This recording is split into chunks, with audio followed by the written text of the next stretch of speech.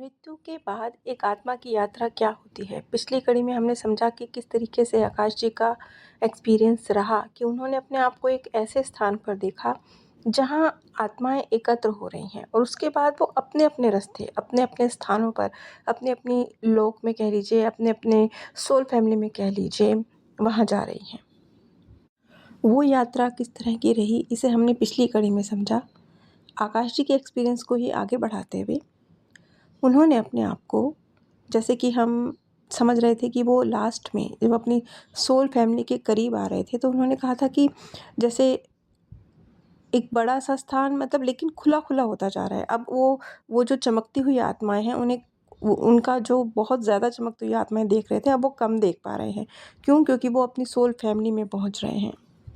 उनकी soul family यानी वो आत्माएं जो उन्हीं के स्तर की हैं और उन्हीं के साथ कई जीवन उन्होंने जिए होंगे और धरती पर भी जिए होंगे, सोल वर्ल्ड में भी साथ रहे होंगे। जैसे एक ही क्लास के स्टूडेंट होते हैं, एक ही साथ एक ही उम्र के हैं, एक सी ही पढ़ाई कर रहे हैं, कुछ इस तरीके से हमारी सोल फैमिली होती है। और कई बार सोल फैमिली में वो आत्माएं भी हो सकती हैं जिन्हें धरती पर आपको वो दुश्मन नज़र आती हैं, लेकिन जैसे कोई व्यक्ति किसी की लाइफ में आता है, कुछ ऐसा कर जाता है, कुछ ऐसी बात कह जाता है कि उसकी लाइफ उथल-पुथल हो जाती है। वो पॉज़िटिव में भी हो सकता है और वो नेगेटिव में भी हो सकता है, दोनों तरीके से हो सकता है। लेकिन अगर वो जो उथल-पुथल है, वो आपकी अंतरात्मा में परिवर्तन की वजह बन रही है, आपको कुछ सिखाने की वजह बन रही है, तो इस बात की संभावना है कि वो जो आत्मा, चाहे वो नेगेटिव रोल ही क्यों ना प्ले कर रही हो धरती पर आपके जीवन में, जैसे कई बार पार्टनर्स आ जाते हैं, पति-पत्नी के रोल में आ जाते हैं और फिर जल्दी एक-दूसरे की ज़िंदगी से चले भी जाते हैं। फिर वो जो पीरियड होता है, जो पति-पत्नी ने 2, 3, 4 साल का साथ में गुज़ारा होता है, उसके लिए वो कोसते हैं एक-दूसरे को कि ये व्यक्ति मेरी लाइफ में आया और इसकी वजह से ये हो गया। लेकिन इस बात की बहुत संभावना है कि वो आपका एक सोल प्लान का हिस्सा हो, वो आपकी सोल फैमिली का मेंबर हो। वो 2, 3, 4 साल के लिए जो आपकी लाइफ में आया, आपको कुछ सिखाने के लिए आया और आपको जो कुछ सीखना था, वो बहुत महत्वपूर्ण था। उसे सीख कर आपने एक मतलब आत्मिक स्तर पर बोलिए, भावनात्मक स्तर पर बोलिए, मानसिक स्तर पर बोलिए, आपने बहुत ऊँची छलांग लगाई है। वो अगर वो व्यक्ति ना आता और वो चीज़ सिखा के ना जाता, तो शायद आप इस चीज़ को कभी समझ ही ना पाते। इस तरह की कुछ परिस्थितियाँ भी बन सकती हैं और इस तरह की आत्माएँ भी आपको सोल फैमिली में मिल सकती हैं, जिन्हें धरती पर तो आपको लग रहा है कि कौन ही है, हमारा दुश्मन ही है। लेकिन हो सकता है वो कोई आपका कोई टास्क हो ऐसा, कुछ आपस में रोल डिसाइड किए हों कि मुझे ये चीज़ सीखनी है और मेरी सोल में ये कैपेसिटी नहीं है सीखने की। तो दूसरा जो सोल है, जो आप ही की सोल फैमिली की मेंबर है, वो डिसाइड करती है कि चलो ठीक है, हम थोड़ा-सा ना मुश्किल परिस्थिति क्रिएट कर देंगे, हम ऐसा कर देंगे, हम वैसा कर देंगे और इसके बाद आपको मतलब एक कुदरत का जैसे थप्पड़ कह लीजिए वो पड़ेगा। कुछ ऐसी परिस्थितियाँ बनेंगी कि आप में जो ये कमी है, जो आप सीखना चाहते हैं, आप उसे सीख कर आगे ग्रो कर जाएँगे। इस तरह की एक सोल डील एक फैमिली सोल फैमिली में हो सकती है। और इस तरह की आत्माओं से भी सोल फैमिली में आपकी मुलाकात हो सकती है, जिन्हें धरती पर तो आपको लग रहा है कि क्या है, हमारे दुश्मन हैं। लेकिन सोल वर्ल्ड में, सोल फैमिली में आप उन्हें पहचानेंगे और आप समझेंगे कि ये हमारे दुश्मन नहीं हैं। उस वक़्त ये भी परिस्थितियाँ होंगी कि आप ये भी समझ पाएँगे कि जिस वक़्त जो कुछ भी हुआ, धरती पर तो मुश्किल ही था ना। लेकिन उस वक़्त उसके मन में क्या चल रहा था, उसकी ट्रू फीलिंग्स, ट्रू भावनाएँ आपके लिए क्या थीं? क्या इंटेंशन थी? क्या सचमुच कुछ नफ़रत थी या मिसअंडरस्टैंडिंग थी या ठीक है, ये व्यक्ति आया तो ये चीज़ मुझे सिखा के गया, अदरवाइज़ तो मेरा ये जन्म ही व्यर्थ चला जाता, मैं इस चीज़ को कभी सीख ही ना पाता।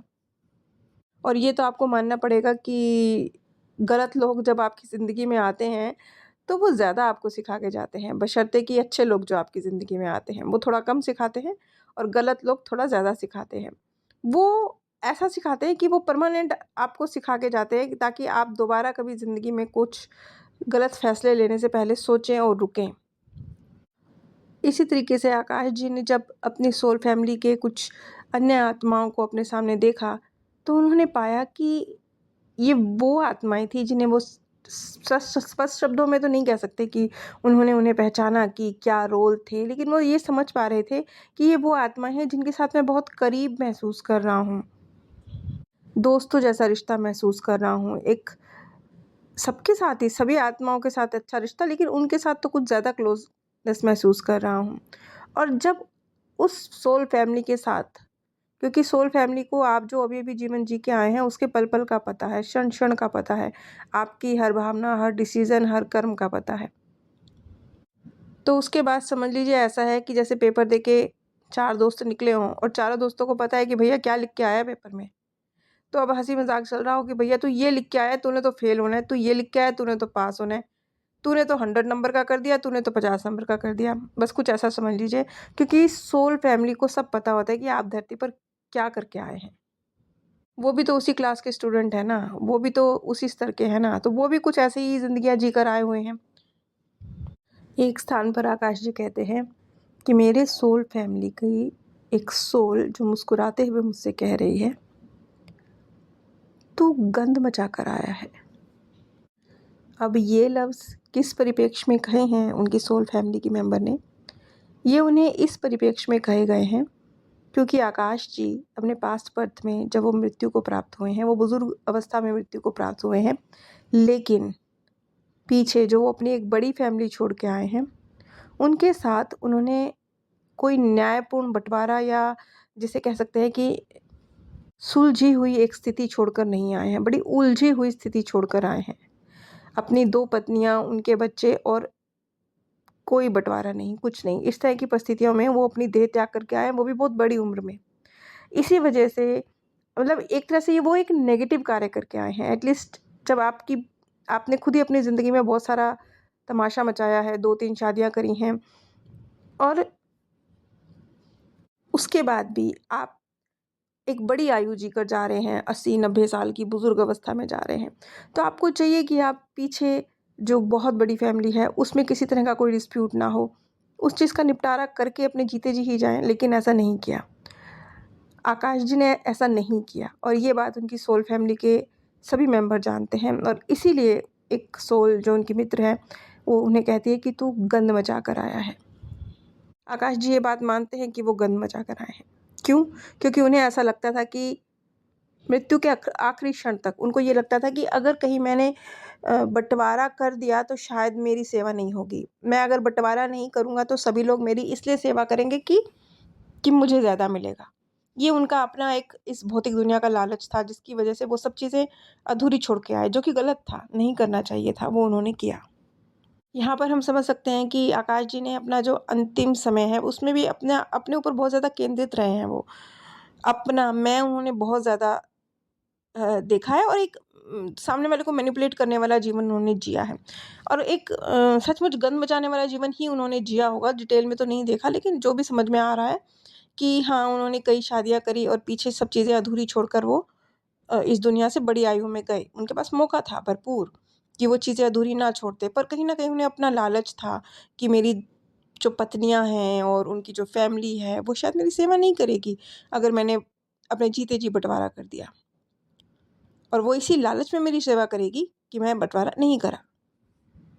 उस बर्थ में आकाश जी ने शायद, डिटेल में नहीं हम कह सकते, लेकिन शायद एक सामने वाले के साथ जो एक मैनिपुलेट करने का किसी व्यक्ति का संस्कार होता है, उसको यूज़ करने का संस्कार होता है, अपने ऊपर ज़्यादा सेल्फ केंद्रित रहने का संस्कार होता है, दूसरे के बारे में कम सोचने का एक नेचर होता है, उस तरह के व्यक्तित्व का एक जीवन उन्होंने जिया है। यही कारण है कि उनकी सोल फैमिली की एक सोल जो मुस्कुराते हुए उनसे कहती है कि तू गंद मचा कर आया है। और अब स्वयं आकाश जी भी ये बात जानते हैं और मानते हैं कि वो गलत करके आए हैं।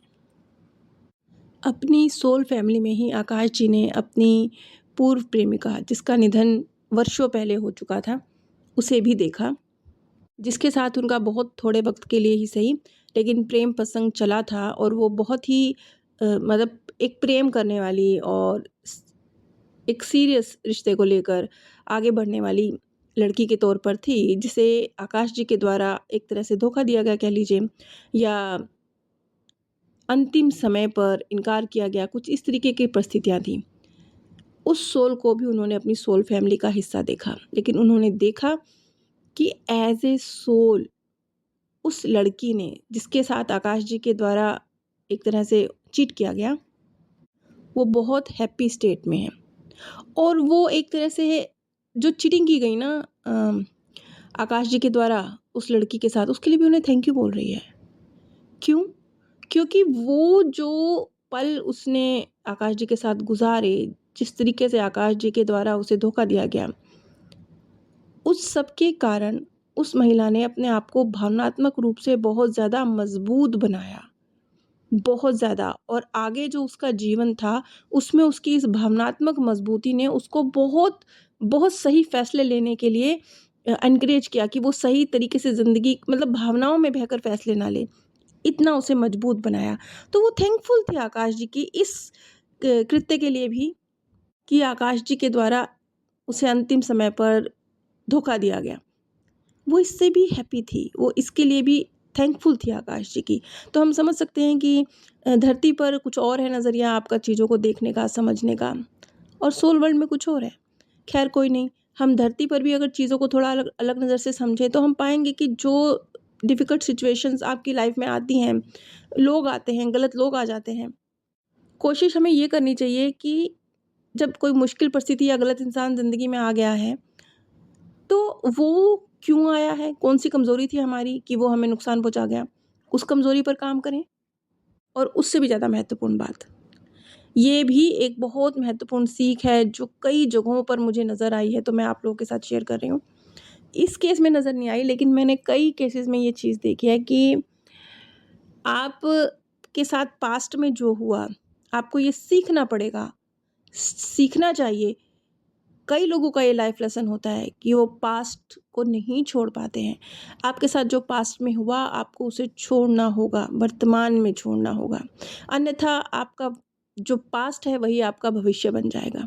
ये भी एक सीख है जो बहुत बार जो मुश्किल परिस्थितियाँ या मुश्किल लोग आपकी ज़िंदगी में आ जाते हैं, वो आपको सिखा कर जाते हैं। और जो लोग ये चीज़ सीख जाते हैं, वो मोमेंट तो ठीक है, बड़ा मुश्किल होता ही है, इसमें कोई दो राय नहीं है कि जिस वक़्त मुश्किल आती है, उस वक़्त तो कुछ सूझता ही नहीं है ना, उस वक़्त तो कोई आपको गाइड करने वाला, सही दिशा देने वाला भी मिल जाए, उस वक़्त तो उसकी बात भी समझ नहीं आती। उस वक़्त तो लगता है कि कैसे करूँ, कैसे करूँ? लेकिन जब वो दौर निकल जाता है और आप उससे सीख कर निकलते हैं, तो आप पाते हैं कि आपने क्या हासिल किया। तो ये जो महिला रही आकाश जी की ज़िंदगी में, वो हैप्पी थी। वो मोमेंट बड़ा दुखदाई रहा होगा जब आकाश जी की तरफ से उसे धोखा मिला, लेकिन बाद में जो उसने भावनात्मक मजबूती पाई, उसने समझा कि कितनी मोमेंटरी चीज़ें थीं, कहाँ मैं उलझ रही थी। तो उसको जो भावनात्मक मजबूती मिली ना, वो इस सदमे के अलावा कहीं और मिल इतनी आसानी से मिलती नहीं। और अगर वो ये ना सीखती, आकाश जी के द्वारा ना सीखती, तो शायद कुदरत कुछ और ब्लंडर उसके सामने ले आती, तब सीखती। सीखना तो था ही ना, तो वक़्त पे ही सीख जाइए ना। मैं तो ये कहती हूँ कि ज़्यादा कुछ बड़ी परिस्थिति जीवन में आए, उससे पहले छोटी-छोटी से ही सीख जाइए। अगर आपके जीवन में कुछ सवाल हैं, क्या, क्यों और कैसे, और अब क्या किया जाए कि इस परिस्थिति से बाहर निकला जाए, आप चीज़ों को समझना चाहते हैं, अपने जीवन के उलझे सवालों के उत्तर चाहते हैं, पीएलआर प्रक्रिया करवाना या सीखना चाहते हैं, तो आप स्क्रीन पर दिए गए व्हाट्सएप नंबर पर संपर्क कर सकते हैं। आप सभी पर परमात्म सौंदर्य, प्रेम और आनंद सदैव बरसता रहे। आप सभी